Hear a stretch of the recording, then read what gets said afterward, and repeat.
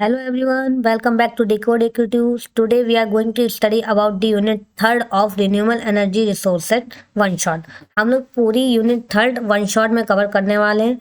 तो एग्ज़ाम हमारे आने ही वाले हैं, तो वेल प्रिपेयर्ड रहिए।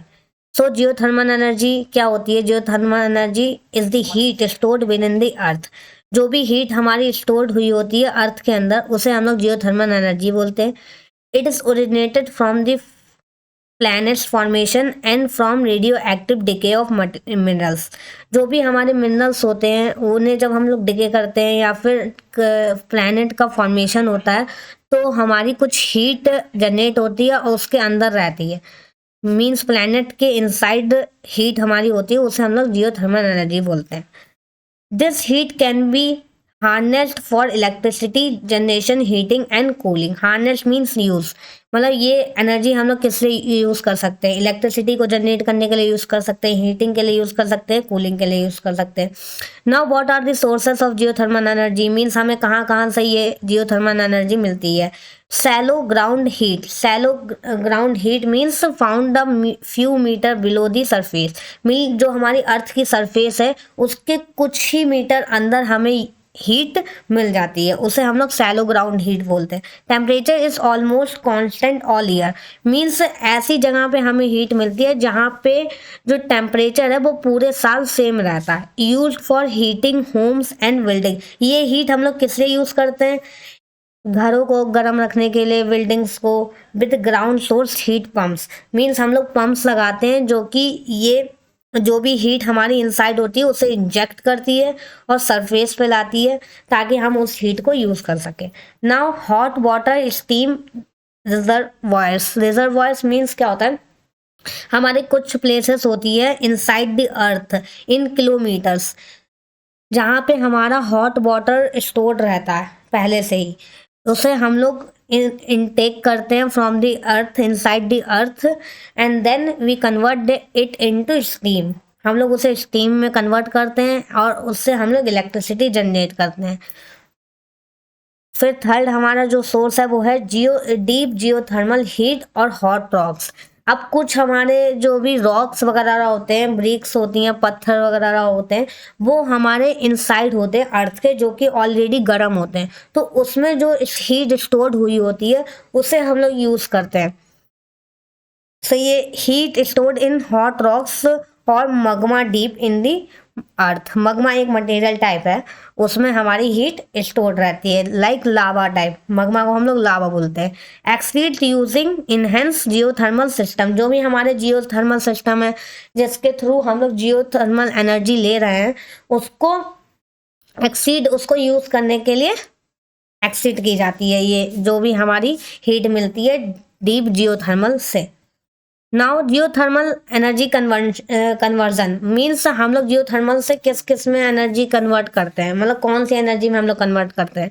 हमें अब हीट जियोथर्मल एनर्जी मिल गई है अर्थ से, तो अब हम लोग उसका कहाँ का यूज़ करेंगे या किस में कन्वर्ट करेंगे? तो geothermal energy conversion into electrical energy. Means हम लोग जियोथर्मल एनर्जी को डायरेक्टली इलेक्ट्रिकल में कन्वर्ट कर देते हैं। मीन्स डायरेक्ट इलेक्ट्रिसिटी में, और उसे यूज़ करते हैं in our homes, industries.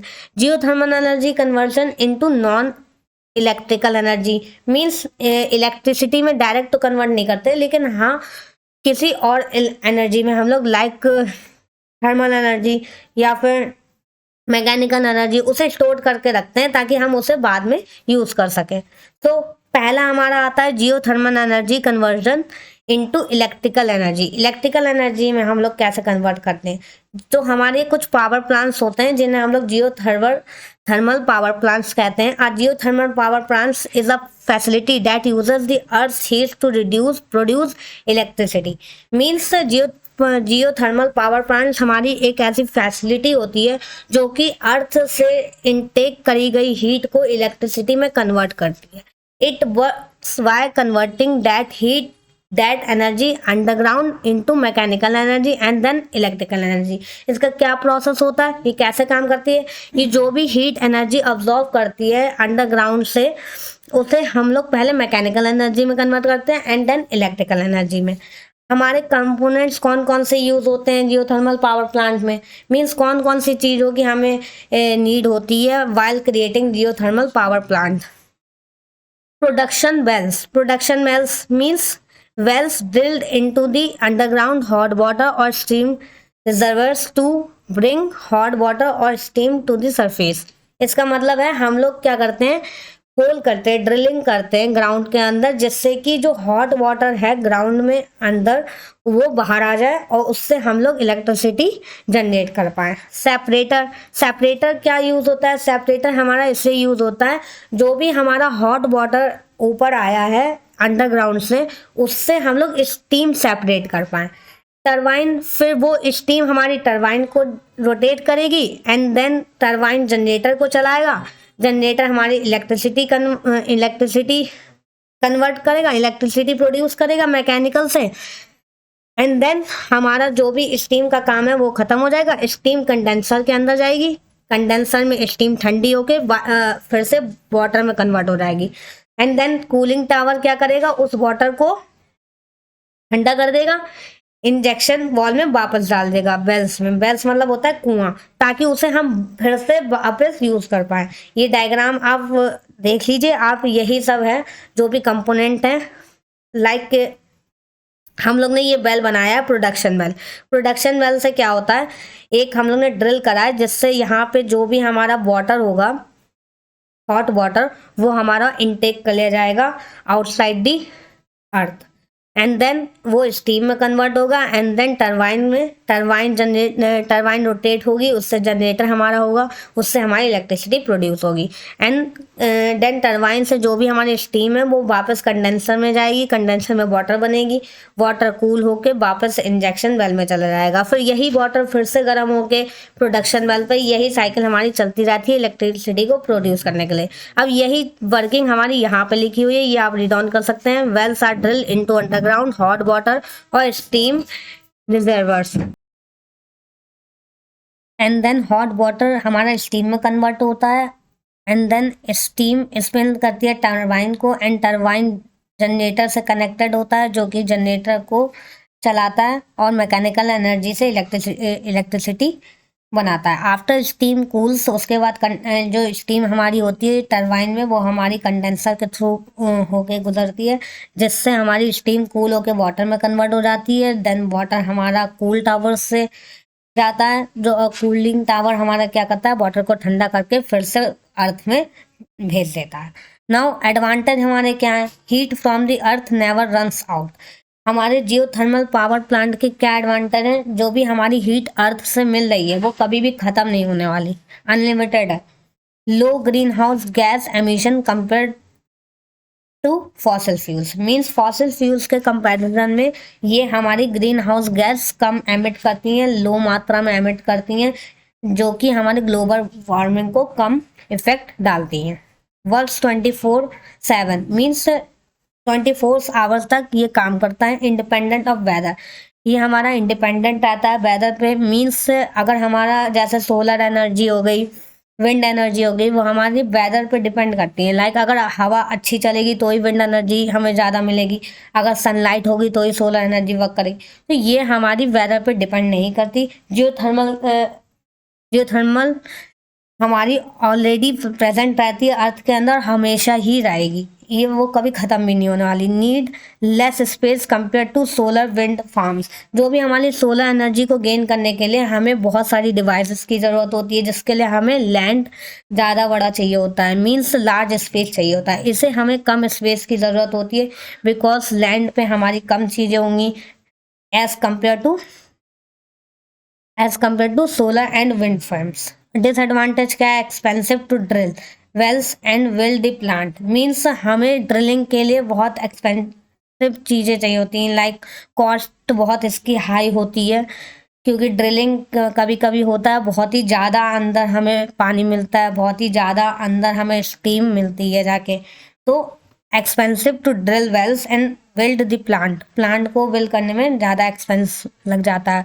Works best in areas with hot rocks, volcanic means जहाँ पे भी हमारे लाइक लावा आवा होता है, जहाँ पे भी हमारे हॉट रॉक्स होते हैं, वहाँ के लिए ये ज़्यादा अच्छा है। Specially with enhanced geothermal systems. जो भी हमारे इनहेंस जियोथर्मल सिस्टम्स आए हैं उसके लिए स्पेशली ज़्यादा इफेक्टिव है, बिकॉज जहाँ पे भी हमारा वॉल्केनिक एक्टिविटी ज़्यादा हो रही है, लाइक लावा वावा ज़्यादा है, वहाँ पे हमें ज़्यादा हीट मिल सकती है, उसके थ्रू हम लोग ज़्यादा इलेक्ट्रिसिटी प्रोड्यूस कर सकते हैं। Can release small amounts of toxic gases like hydrogen sulphide. ये हमारी कुछ टॉक्सिक गैसेस भी रिलीज कर सकती हैं, जैसे कि हाइड्रोजन सल्फाइड हो गया, ये बहुत ही ज़्यादा टॉक्सिक होती है, जो कि एनिमल प्लांट्स को नुकसान पहुंचाती है। एप्लीकेशन, अब क्या क्या हमारी एप्लीकेशन है, कहाँ कहाँ हमारी जियोथर्मल यूज़ होती है।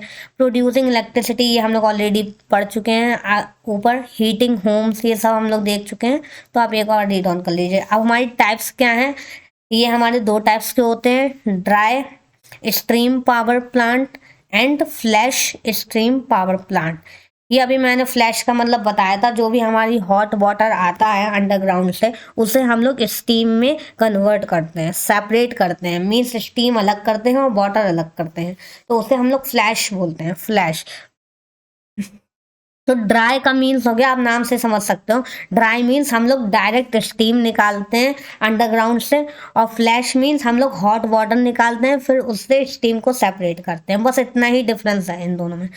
तो ये आप पढ़ सकते हैं, ये सब सिंपल वे में लिखा हुआ है। एग्जाम्पल दी गीजर्स, जो हमारे गीजर्स होते हैं वो हमारे ड्राई स्टीम का यूज़ करके हमारी इलेक्ट्रिसिटी और पानी को गर्म करते हैं, इलेक्ट्रिसिटी के थ्रू पानी को गर्म करते हैं। फ्लैश हमारे उसमें क्या होता है, use hot water from the underground when the pressure is reduce. जब हमारा प्रेशर कम होता है तो हमारा हॉट वाटर अंडरग्राउंड से लेके some water flash into steam, flashes mean convert कर देते हैं स्टीम में, विच ड्राइव्स द टरबाइन, जो कि टरबाइन को ड्राइव करने के लिए यूज़ होती है। बाकी सारे स्टेप सेम है, बस यही स्टेप हमारा डिफरेंट है। फर्स्ट कि उसमें हमें डायरेक्ट स्टीम मिलती है अंडरग्राउंड से, और इसमें हमें हॉट वाटर मिलता है, जिससे हम लोग स्टीम में कन्वर्ट करके टरबाइन को रोटेट करते हैं। Now binary cycle power plant क्या होता है, यूजर्स मॉडरेटली हॉट, इसका एक और टाइप होता है जियोथर्मल पावर प्लांट का, binary cycle power plant. Mainly तो ये दोनों होते हैं, लेकिन ये एक और होता है, यूज मॉडरेटली। चलिए देख लेते हैं sir. Users moderately hot water means ये वो हॉट वाटर यूज़ करता है जो ज़्यादा गर्म नहीं होता है, मीन्स इसे अर्थ के बाहर लाया जाता है, आउटर लाया जाता है अंडरग्राउंड से, फिर इसे थोड़ी सी एक्सटर्नल एनर्जी देके इसको और हॉट बना के उससे स्टीम ली जाती है, स्टीम में कन्वर्ट करके उस स्टीम से टरबाइन को रोटेट करते हैं, एंड देन टरबाइन जनरेटर को रोटेट करती है और इलेक्ट्रिसिटी प्रोड्यूस होती है। इसमें ये सब लिखा हुआ है जो मैं बोल रही हूँ। Like use moderately hot water means ज़्यादा हॉट नहीं होगा, ना ही ज़्यादा ठंडा हो रहा। That is not enough to make steam directly, मतलब इससे हमारी जो स्टीम है वो डायरेक्टली नहीं बनेगी। Geothermal water passes through a heat exchanger, means ये जो वाटर हमारा आता है वो हमारा एक हीट एक्सचेंजर से होकर गुजरता है, जिससे जो भी हमारा वाटर से जितनी भी हमें स्टीम मिल रही है वो हम लोग सेपरेट करके एक सेकेंडरी लिक्विड में ट्रांसफर कर देते हैं, जो कि लो बॉइलिंग पॉइंट पे होती है। The secondary liquid vaporise and spins the turbine, जो सेकेंडरी लिक्विड होती है वो वेपराइज कर जाती है और हमारी टरबाइन रोटेट होने लगती है। वाटर इज री इंजेक्टेड अंडरग्राउंड, जब हमारा इस वाटर का जो वर्क है वो खत्म हो जाता है तो हम लोग वापस से वाटर को उसके अर्थ के अंदर भेज देते हैं ताकि वो फिर से हॉट हो जाए। तो ये डायग्राम आप देख लीजिए अच्छे से, ये डायग्राम को बना के आएगा। Now geothermal energy conversion into non electrical energy, means हम लोग ने पहले देखा कि कैसे हम लोग जियोथर्मल एनर्जी को कन्वर्ट करते हैं इलेक्ट्रिकल एनर्जी में। अब हम लोग देखते हैं कि जियोथर्मल एनर्जी का कन्वर्शन नॉन इलेक्ट्रिकल एनर्जी में, मतलब हम लोग कैसे उसे डायरेक्टली यूज़ कर रहे हैं या फिर किसी और चीज़ में यूज़ कर रहे हैं, इलेक्ट्रिसिटी में नहीं, इलेक्ट्रिसिटी के थ्रू नहीं। डायरेक्टली हीटिंग का मतलब हम लोग ने डायरेक्ट हॉट वाटर निकाला, जियोथर्मल मतलब अर्थ से हम लोग ने डायरेक्ट निकाला हॉट वाटर और उसे बिल्डिंग्स या प्लेसेस को गर्म करने के लिए यूज़ कर लिया। Directly heating homes, schools, office, तो ये सब है। हीटिंग स्विमिंग पूल्स, कुछ स्विमिंग पूल्स होते हैं जो डायरेक्टली हीट अप होते हैं अर्थ से। नाउ इंडस्ट्री यूजेस क्या होते हैं? Geothermal heat is used in many industry because it is cheap.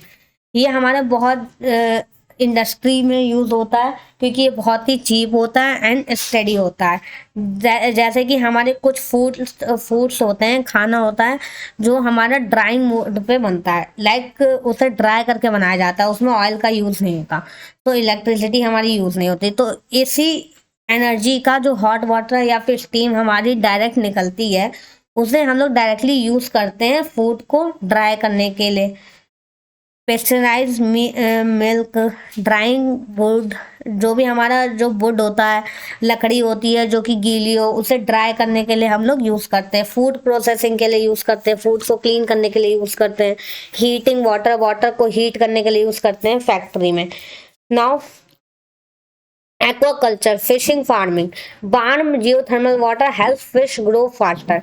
Means जो भी हमारा वार्म वाटर होता है वो हमारा जो फिश को ग्रो होने में ज़्यादा हेल्प करता है, फास्टर ग्रो होती है। जब भी जो फिश होती है वो अगर वार्म वाटर में है, कोल्ड वाटर में उतनी ग्रो नहीं होती है फिश की। सो जो जियोथर्मल वाटर होता है, जो भी हमारे अर्थ के अंडरग्राउंड से निकलता है, वो हमारे फिश को ग्रो करने में और हेल्प करता है। हीटिंग पॉन्ड्स, जो भी हमारे फिश पॉन्ड्स होते हैं उसको हीटअप करने के लिए यूज होता है। स्विमिंग, फार्मिंग के लिए यूज होता है। एल्गी प्रोडक्शन, जो हमारी फंजाई होती है, एल्गी होती है, उसके प्रोडक्शन के लिए यूज होता है। Drying and dehydration, using geothermal heat to remove moisture. Drying crops means जो भी हमारी खेती बाड़ी होती है उसको ड्राई करने के लिए यूज होता है। जो भी हमारा मॉइस्चर हो जाता है, लाइक किसी चीज में अगर मॉइस्चर आ गया तो उसको रिमूव करने के लिए जियोथर्मल हीट हम लोग यूज करते हैं। जियोथर्मल हीट पंप्स हम लोग यूज करते हैं। Use constant ground temperature, not hot water. हम लोग जो भी ग्राउंड से टेम्परेचर मिल रहा है कांस्टेंट, उसको यूज करते हैं। हीटिंग बिल्डिंग्स इन विंटर, जो भी बिल्डिंग्स हैं हमारी उसे हीटअप करते हैं विंटर में और समर में कूल रखते हैं। नाउ हमारे environment consideration of geothermal energy means हमारे एनवायरनमेंट को कैसे इम्पैक्ट डाल रहा है, कैसे अफेक्ट कर रहा है। लाइक हम लोग बोल तो रहे हैं कि जियोथर्मल एनर्जी ज़्यादा अच्छी है, तो क्यों अच्छी है, क्यों एनवायरनमेंट में ऐसा क्या हो रहा है, तो हम लोग वही पढ़ेंगे। पॉजिटिव एनवायरनमेंट इम्पैक्ट्स, मतलब कौन कौन से ऐसे इम्पैक्ट हैं जो पॉजिटिवली एनवायरनमेंट को अफेक्ट करते हैं। Like low green house gas emission, हमने अभी देखा कि ग्रीन हाउस गैस हमारी कम एमिट होती है, कम निकलती हैं, तो जिससे ग्लोबल वार्मिंग हमारी कम होती है। Small land footprint, of course की बात है, सोलर एनर्जी और विंड एनर्जी के लिए हमें ज़्यादा स्पेस की जरूरत पड़ती थी, ज़्यादा लैंड की जरूरत पड़ती थी, इसमें वो चीज़ कम है। Renewable and sustainable, of course की बात है, हम लोग इसे वही साइकिल हम लोग चला रहे हैं, हॉट वाटर इंजेक्ट कर रहे हैं and then hot water produce कर रहे हैं एंड देन उसी को वापस इंजेक्ट कर दे रहे हैं अर्थ के अंदर, तो वही वाटर बार बार रोटेट हो रहा है लूप की तरह। और सो ये it's a renewable and sustainable मतलब लॉन्ग टर्म के लिए चलेगा। लो एयर पॉल्यूशन, इसमें कोई एयर पॉल्यूशन ही नहीं है। नाउ निगेटिव इम्पैक्ट क्या है इसके, निगेटिव इम्पैक्ट क्या है इसके? निगेटिव इम्पैक्ट में हमारे जो लैंड सब्सिडेंस है, removing large amount of geothermal. Land subsidence का मतलब है, मतलब अगर हम लोग ज़्यादातर वाटर हम लोग इनटेक करते गए अंडरग्राउंड से, तो जो भी हमारी लैंड है वो सिकुड़ जाएगी, श्रिंक हो जाएगी if water is not injected. क्योंकि जैसे कि हम लोग जैसे हैं, हम लोग के लिए हर चीज़ ज़रूरी है, खाना भी ज़रूरी है, पीना भी ज़रूरी है, तो हर चीज़ ज़रूरी है हमारी लाइफ के लिए। अगर हमें 3 दिन खाना नहीं मिलेगा तो हमारी डेथ हो जाएगी, अगर हमें पानी नहीं मिलेगा तो हमारी डेथ हो जाएगी।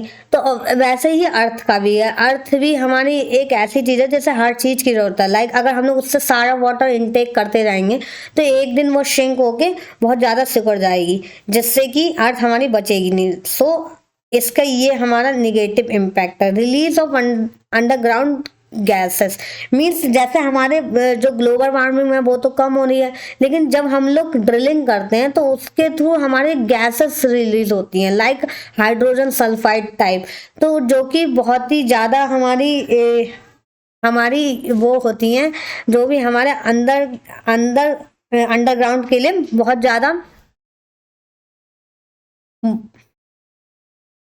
सो बहुत ज़्यादा इम्पैक्टफुल रहती है। इंड्यूस्ड सेंसिटिविटी स्मॉल अर्थक्वेक्स, मतलब जब हम लोग ड्रिलिंग करते हैं तो उसकी वजह से हम लोग कोई पॉइंट ऐसा छू दें अर्थ का जो कि मे बी अर्थक्वेक्स हमारे इनहेंस कर सकता है। स्मॉल स्मॉल अर्थक्वेक आ जा सकते हैं इस सब की वजह से। Water use and contamination, water हमारा यूज करता है, कॉन्टेमिनेशन करता है। जियोथर्मल फ्लूइड्स में कंटेन मिनरल्स, जियोथर्मल हमारे जो फ्लूइड्स होते हैं उसमें हमारे मिनरल्स आते हैं, सॉल्ट्स आते हैं, मेटल्स आते हैं।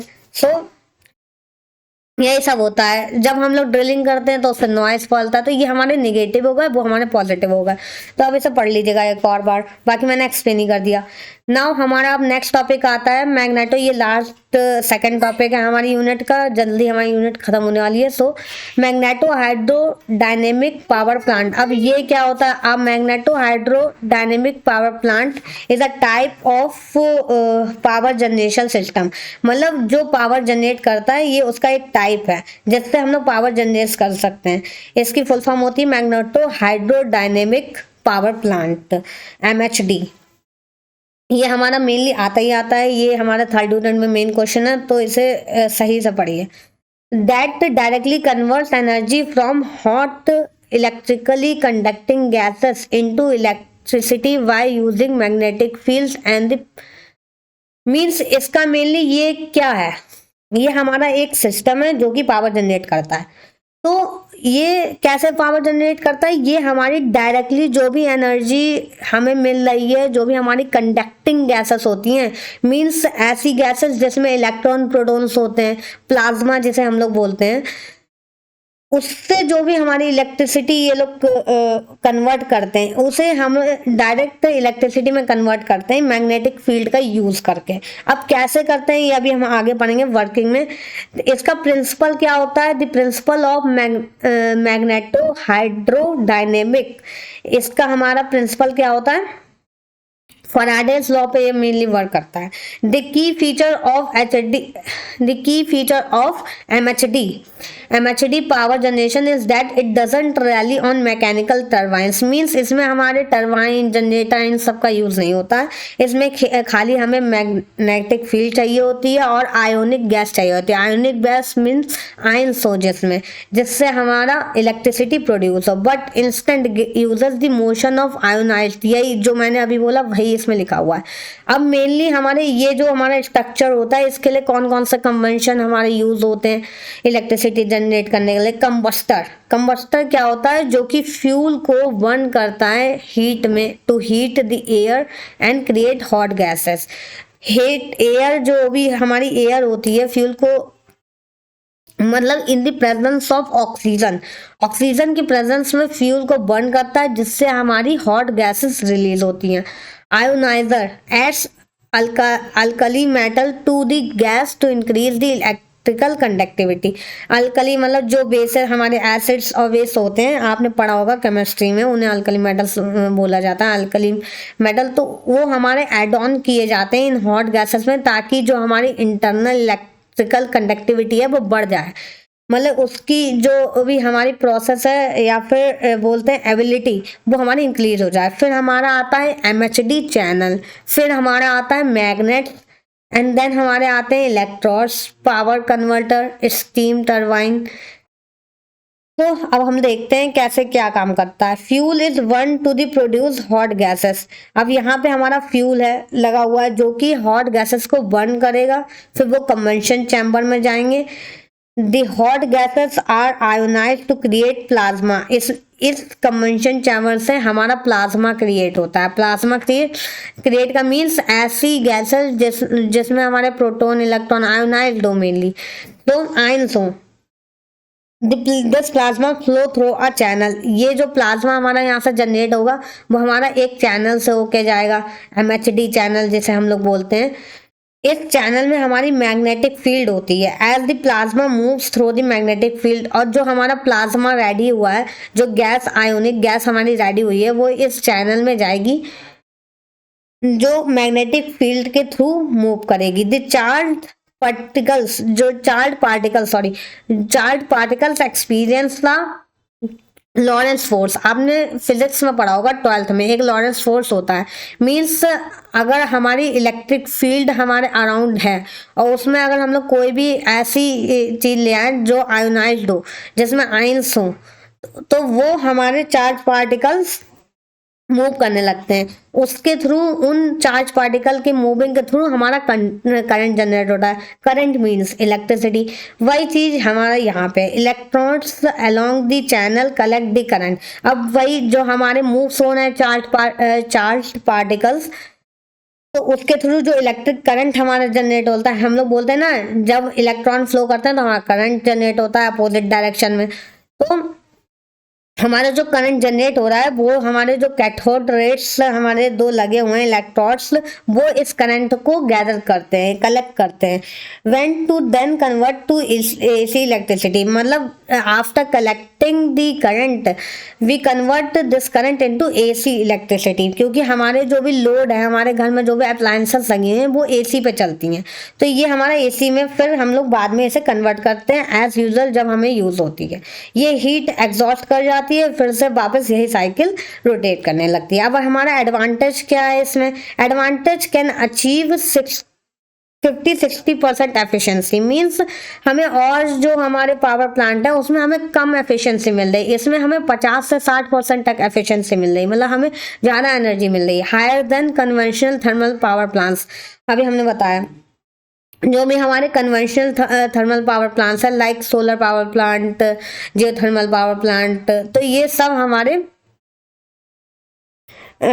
कम एफिशिएंसी 30 से 40 देते हैं प्रोड्यूस करते हैं एनर्जी। सो रिड्यूस मेंटेनेंस कॉस्ट, इसमें जो मेंटेनेंस कॉस्ट है वो हमारी कम होती है क्योंकि इसमें टर्बाइंस नहीं होते, जनरेटर, मतलब कंपोनेंट कम होते हैं।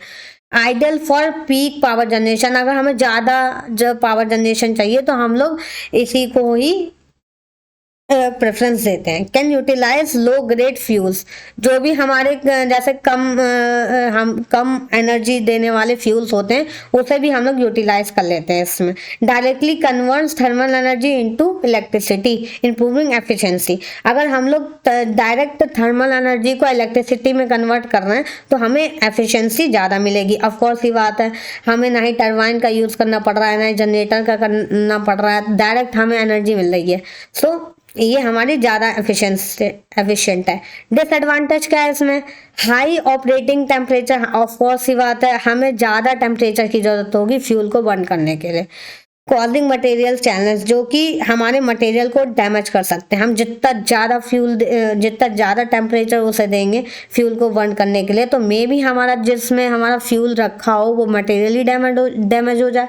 Material issue, needs special material for extreme heat, यही वही चीज़ है। मैग्नेटिक फील्ड को, क्योंकि मैग्नेटिक फील्ड बहुत हाई होती है, उसकी वजह से मेटल भी हमारा मेल्ट कर सकता है या फिर मेटल हमारा बेकार हो सकता है, डैमेज हो सकता है। सो उसके लिए हमें हाई मेटल की ज़रूरत होगी, मतलब ऐसे मेटल्स की ज़रूरत जिसकी क्वालिटी अच्छी हो।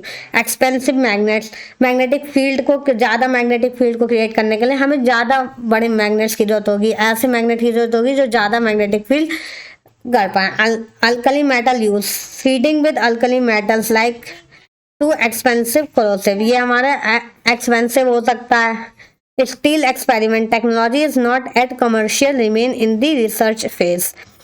जो भी हमारे स्टील मेनली वही सब है। एप्लीकेशन of हमारे क्या, फॉसिल फ्यूल्स प्लांट्स में यूज होता है, ये फ्यूजन रिएक्टर्स के लिए यूज होता है, स्पेस सिस्टम के लिए यूज होता है, हाई टेम्परेचर रिएक्टर्स के लिए यूज होता है, वेस्ट हीट रिकवरी के लिए यूज होता है। Now the last topic of this unit is fuel cell. Fuel cell क्या होता है? फ्यूल सेल हम लोग ने शायद आपने पढ़ा होगा, लाइक इलेक्ट्रोलिटिक सेल आपने उसमें पढ़ा होगा इलेक्ट्रॉनिक्स में और केमिस्ट्री में। A fuel cell is a device that converts chemical energy directly into electricity through an electrochemical reaction. Means इसमें क्या होता है, जो भी हमारी केमिकल एनर्जी होती है वो हमारी डायरेक्टली इलेक्ट्रिसिटी में कन्वर्ट होती है। मेनली आप इस सिलेबस में देखोगे ना, मतलब रिन्यूएबल एनर्जी रिसोर्सेस में, इसमें हमारी कोई एनर्जी है वो हमारी इलेक्ट्रिसिटी में ही ज़्यादातर कन्वर्ट हो रही है, तो आप मेनली बना के लिख सकते हो इसमें। It's a very easy subject. So electricity हमारे केमिकल से डायरेक्ट इलेक्ट्रिसिटी में कन्वर्ट होती है, किसके थ्रू? इलेक्ट्रोकेमिकल रिएक्शन के थ्रू। मतलब हम लोग केमिकल रिएक्शन करते हैं जिससे हमारी इलेक्ट्रिसिटी प्रोड्यूस होती है विदाउट कंबंशन। इसमें हम लोग कुछ ना ही जलाते हैं ना ही कुछ करते हैं, तो इसमें हमारी डायरेक्ट केमिकल से हम लोग यूज करके इलेक्ट्रिसिटी को जनरेट करते हैं। The process involves splitting hydrogen into protons, electrons at the anode. इसमें हमारी प्रोसेस इन्वॉल्व होती है कि जो भी हमारे हाइड्रोजन एलिमेंट्स होते हैं उसको स्प्लिट करते हैं प्रोटॉन और इलेक्ट्रॉन में। With the electron travelling through an external circuit, जो इलेक्ट्रॉन होता है वो एक्सटर्नल सर्किट से मूव ऑन करता है। अब ऑफकोर्स ये बात है, जब इलेक्ट्रॉन मूव कर रहा है तो हमारा अपोजिट डायरेक्शन में करंट भी फ्लो करेगा। ये हम लोग ऑलरेडी पढ़ा हुआ है, हमारा साइंस के स्टूडेंट है तो इतना तो हम जानते होंगे। ये डायग्राम आप देख लीजिए, इधर एनोड होता है, इधर कैथोड होता है, हमारे H2O आयन होते हैं इसमें।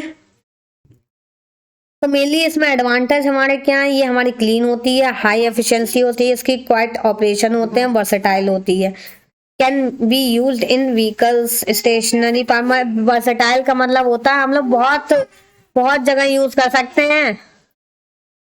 डिसएडवांटेज हमारे इसके क्या होते हैं? इससे हाई कॉस्ट होती है, हाइड्रोजन स्टोरेज होता है, इंफ्रास्ट्रक्चर होते हैं। एप्लीकेशंस हमारी क्या होती है? Hydrogen fuel cell vehicles, stationary power generation, portable device, ये सब आप समझ सकते हो इन इजी में। अब हमारे मेनली क्या आते हैं? Types of fuel cells and their working. हमारे कुछ टाइप्स होते हैं फ्यूल सेल्स के, like proton exchange membrane fuel cell, solid oxide fuel cell, alkaline fuel cell and molten carbonate fuel cell. ये हमारे 4 टाइप के होते हैं। तो हम लोग एक एक करके इन्हें देखते हैं।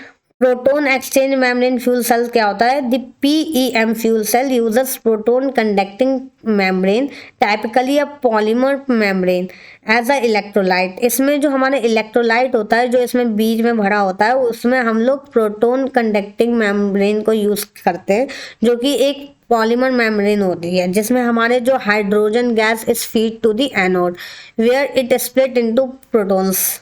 मीन्स मेनली हमारे ऐसे हम लोग मेम्ब्रेन यूज करते हैं जो कि हमारे हाइड्रोजन गैस को रिलीज करें, जिससे हमारे प्रोटॉन और इलेक्ट्रॉन्स स्प्लिट हो पाए। दे इलेक्ट्रॉन्स ट्रैवल, ये वही चीज इसमें वापस लिखी। At the cathode oxygen combines with the protons and electrons to form water and release heat. जो कैथोड साइड है उसमें क्या होता है? ऑक्सीजन हमारी कंबाइन हो जाती है प्रोटॉन से, जिससे जो प्रोटॉन और इलेक्ट्रॉन से जिससे हमारा वाटर और हीट रिलीज होती है। ये आप रिएक्शन देख सकते हैं कि कैथोड वाली रॉड पे कौन सा